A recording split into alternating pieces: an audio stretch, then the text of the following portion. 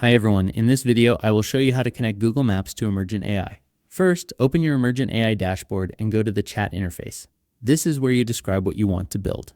In simple words, explain how you want Google Maps to work in your app. For example, you can say that you want to search for locations, show maps, or get directions. Emergent AI uses this prompt to understand the integration and generate the needed front-end and back-end code. It usually uses Gemini 2 or Gemini 3 to call Google Maps APIs. Next, you need an API key from Google Maps.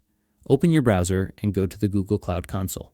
Create a new project if you do not have one. Then enable the Maps JavaScript API or the Places API, depending on what you need. After that, create an API key and copy it. Now return to the Emergent AI platform. Open the integration or settings area where API keys are added. Paste your Google Maps API key into the correct field and save the changes. After this, go back to the Emergent AI chat. You can now ask the AI to adjust or extend the Google Maps features. Emergent AI will update the code based on your request. Your Google Maps integration is now connected and ready to use. Thanks for watching.